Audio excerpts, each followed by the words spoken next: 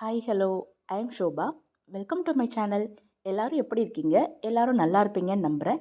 எல்லோரும் நல்லா இருக்கிறதுக்காக கடவுள்கிட்ட நான் பிரார்த்தனை பண்ணிக்கிறேன். வாங்க இந்த விளாக்குள்ளே போகலாம். ஒரு சண்டே எடுத்த விளாக் தான் இது. 8 o'clock மேலே ஆச்சு நான் எழுந்து கிச்சன் வரதுக்கே. நல்லா தூங்கியாச்சு. என்ன பண்ணலாம்னு யோசிக்கும் போது காலைல பிரேக்ஃபாஸ்ட் மட்டும் செஞ்சு சாப்பிட்டுட்டு அப்புறமா தான் செய்ய ஆரம்பித்தேன் லஞ்சை. இது எங்கள் ஊர் சைடு திருநெல்வேலி சைடில் புளித்தண்ணின்னு சொல்லுவாங்க, புளிச்சாறுன்னு சொல்லுவாங்க. இதை உங்கள் ஊரில் எந்த பேரில் சொல்லுவாங்க, இல்லை இந்த ரெசிபி தெரியுமான்னு சொல்லுங்கள். ரொம்பவே ஈஸியான ரெசிபி. அடுப்பே இல்லாத, எண்ணெயே இல்லாத ஒரு ரெசிபினே பார்த்துக்கோங்களேன். ஒரு நிமிஷத்தில் செஞ்சு முடிச்சிடலாம். ப்ளஸ் செம்ம டேஸ்டியாக இருக்கும். ஒரு 4-5 பச்சை மிளகா, ஒரு பெரிய வெங்காயம், 2 கொத்து கருவேப்பிலை, ஒரு ஸ்பூன் சீரகம் ஆட் பண்ணிவிட்டு நல்லா இந்த மாதிரி கையாலே மேஷ் பண்ணி விட்டுக்கோங்க. எந்த அளவுக்கு மேஷ் பண்ண முடியுமோ அந்தளவுக்கு மசிச்சு விட்டுக்கோங்க. ஒரு பெரிய எலுமிச்சம்பழம் அளவுக்கு புளியை வந்து நல்லா நீர்க்க கரைச்சி அதை ஃபில்டர் பண்ணி இதோட ஆட் பண்ணிக்கலாம். செம்ம டேஸ்ட்டாக இருக்கும். கண்டிப்பாக ட்ரை பண்ணுங்கள். இதோட உப்பு ஆட் பண்ணிங்கன்னா ஒரு ரெசிபி முடிஞ்சுது. ஹஸ்பண்ட்லாம் ஆஃபீஸ்க்கு போயிட்டாங்க, சாப்பாடு வேணான்னு சொல்லிட்டு போயிட்டாங்க. அந்த மாதிரி சமயத்தை வெளியூருக்கு போயிருக்காங்க. நம்ம மட்டுமே சாப்பிட்ணும் அப்படிங்கும்போது லேடிஸ் வந்து எதுவுமே குக் பண்ண மாட்டோம். ஃப்ரிட்ஜில் ஏதாவது லெஃப்ட் ஓவர் இருக்கா அப்படின்னு தேடி பார்த்துட்டு நம்ம தயிரை வச்சே சாப்பிட்ருவோம். அந்த சமயத்தில் இந்த மாதிரி ஒரு ரெசிபி செஞ்சு சாப்பிட்டு பாருங்கள். செம்ம யூனிக்கான ரெசிபி, செம்ம டேஸ்டி. ஆந்திரா பீப்புளுக்கும் இந்த ரெசிபி கண்டிப்பாக தெரிஞ்சிருக்கும். ஆந்திரா புளிச்சாறுன்னு கூட சொல்லுவாங்க இந்த ரெசிப்பியை. இந்த வேலையெல்லாம் முடிச்சுட்டு சண்டே மார்க்கெட்டுக்கு தான் கிளம்பி போனோம். ஒரு 12 o'clock மேலேயே ஆயிடுச்சு. அதனால் தாண்டியா பஜாரில் வழக்கத்தை விட அன்றைக்கி செம்ம ரஷ்ஷாக இருந்தது. நான்வெஜ் கடையிலேயே 1 மணி நேரத்துக்கு மேலே ஆயிடுச்சு. அதுக்கப்புறமா தான் வெஜ்ஜெல்லாம் வாங்கிட்டு அப்படியே வீட்டுக்கு வந்தாச்சு. பையன் வேறு அவனுக்கு டாய்ஸ் வேணும்னு சொல்லிட்டு ஒரே அடம் பண்ணிக்கிட்டு இருந்தான்.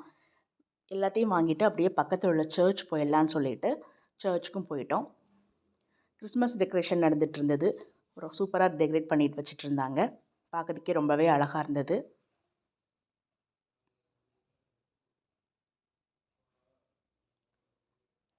குஜராத்தில் வந்து பார்த்திங்கன்னா நல்ல வின்டர் சீசன்.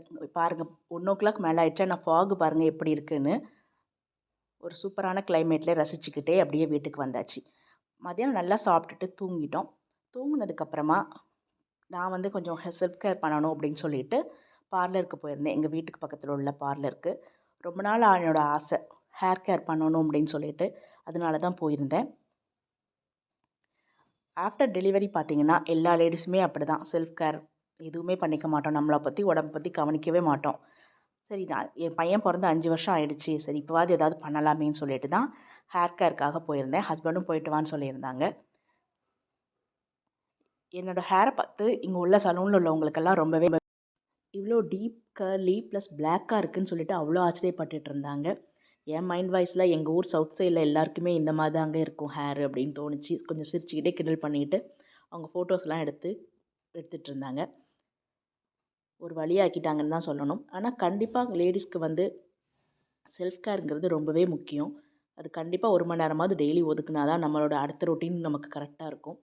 எனக்கு இப்போ தான் அதெல்லாம் கொஞ்சம் லேட்டாக தான் ரிலைஸ் ஆகிருக்குன்னு நினைக்கிறேன். கண்டிப்பாக நீங்களும் உங்களோட செல்ஃப் கேரை நீங்கள் வந்து கண்டிப்பாக மிஸ் பண்ணாமல் பண்ணுங்கள். ஒரு சின்ன டிப்புன்னு கூட சொல்லிக்கலாம், இல்லை அட்வைஸாகவும் எடுத்துக்கலாம்.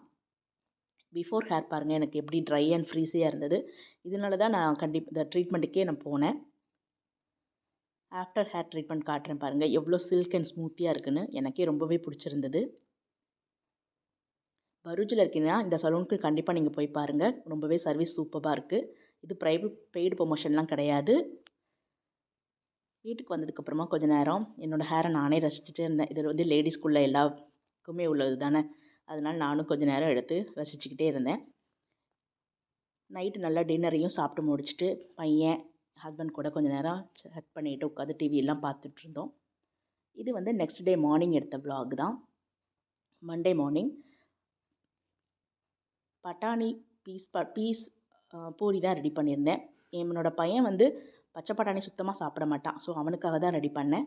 ஒரு சின்ன துண்டு இஞ்சி, ஒரு 4 பல் பூண்டு, பச்சை பட்டாணி, அப்புறம் கொஞ்சமாக கொத்தமல்லி. அது வந்து நல்லா கொரப்பாக அரைச்சி எடுத்துக்கலாம். தண்ணியெல்லாம் எதுவும் ஆட் பண்ணக்கூடாது. அரைச்சி எடுத்ததுக்கப்புறம் இதில் 1/4 ஸ்பூன் சீரகம், ஒரு 2 பிஞ்ச் அளவுக்கு மஞ்சள் தூள், அரைச்ச பியூரியை ஆட் பண்ணிக்கலாம்.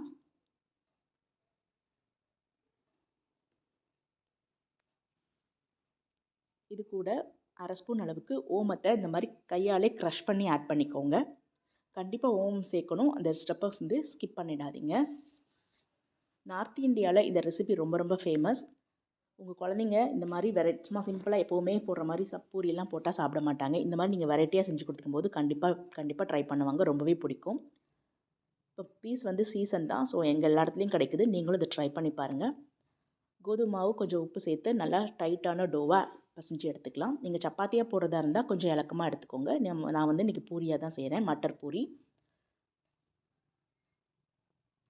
நல்லா புசு புசுன்னு மட்டர் பூரி ரெடி ஆகிடுச்சு. பாருங்கள், பார்க்கும்போதே கலர்ஃபுல்லாக இருக்குல்ல. டேஸ்ட்டும் சூப்பராக இருக்கும். நீங்கள் இதை மட்டர் ஆட் பண்ணியிருக்கீங்கன்னு சொன்னால் மட்டும்தான் தெரியும். அந்தளவுக்கு டேஸ்ட்டாக இருக்கும். சாப்பிடாத குழந்தைங்க கூட சாப்பிட்ருவாங்க. ஹஸ்பண்டுக்கும் பையனுக்கும் சாப்பாடு ஊட்டி விட்டாச்சு. நான் வந்து மத்தியானத்துக்கும் சேர்த்த மாதிரி பிசைஞ்சு மட்டும் வச்சுட்டேன். சாப்பிடும்போது சூடாக போட்டுக்கலாமேன்னு சொல்லிட்டு. நான் சப்பாத்தி பூரி பண்ணும்போது எக்ஸ்ட்ரா மத்தியானத்துக்கும் சேர்த்த மாதிரி தான் செய்வேன்.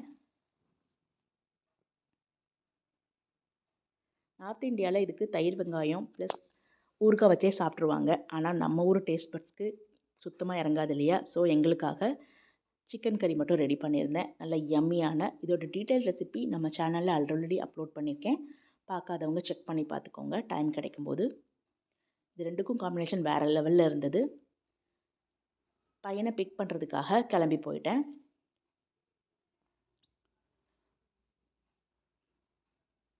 சூடாக ஒரு காஃபி குடிக்குமோன்னு தோணுச்சு. சரி, அதை குடிச்சிட்டு நைட்டில் பார்த்தீங்கன்னா என்னோடய ஃபேஸ்க்கு வந்து ரொம்ப இச்சியாக இருக்குது, ட்ரையாக இருக்குது, வின்டர் சீசன்னாலன்னு சொல்லிட்டு அமேசான்லேருந்து நான் பீல் ஆஃப் மாஸ்க் ஆர்டர் பண்ணியிருந்தேன். குட் வைப்ஸ்லேருந்து. நீங்கள் இன்ஸ்டண்ட்டாக க்ளோ வேணும்னு நினச்சிங்கன்னா இந்த பீல் ஆஃப் மாஸ்க் ட்ரை பண்ணுங்கள். ரொம்பவே அமேசிங்காக இருக்குது. நல்ல கோல்டன் கலரில் நல்ல அரோமா. ஒரு 10 மினிட்ஸ் நீங்கள் அப்ளை பண்ணிவிட்டு ஃபேஸ் அண்ட் நெக்குக்கு அப்ளை பண்ணி காய விட்டுட்டிங்கன்னா அழகாக பீலாகி வந்துடும். ரொம்ப நேரம்லாம் எடுக்காது. இந்த மாதிரி நீங்கள் உரிச்சிங்கனாலே அழகாக வரும் பாருங்கள். ஈஸியாக எங்கேயாவது பார்ட்டி போகணும் அப்படின்னா ஃபேஸ் டல்லாக இருக்குன்னு நினச்சிங்க இந்த பீல் ஆஃப் மாஸ்க் யூஸ் பண்ணிங்கன்னா இன்ஸ்டண்ட்டாக க்ளோ கிடைக்கும். கண்டிப்பாக அதை ட்ரை பண்ணி பாருங்கள். நல்ல ஒரு ஃப்ரெஷ்னஸோடு இருக்குது. பையனும் எழுந்துட்டான். அவனுக்கு வந்து ஹோம்ஒர்க் சொல்லி கொடுத்துட்ருந்தேன். சார் ரொம்ப இன்ட்ரெஸ்ட்டாக கலரிங் பண்ணிக்கிட்டு இருந்தார். நைட்டுக்கும் சார் சப்பாத்தி தான் வேணும்னு கேட்டான். சரின்னு சொல்லிட்டு சப்பாத்தியே ரெடி பண்ணியாச்சு. காலையில் வச்ச லெஃப்ட் ஓவர் சிக்கன் கறி இருந்ததுனால 2 பேருமே அதையே வச்சு சாப்பிட்டுட்டோம்.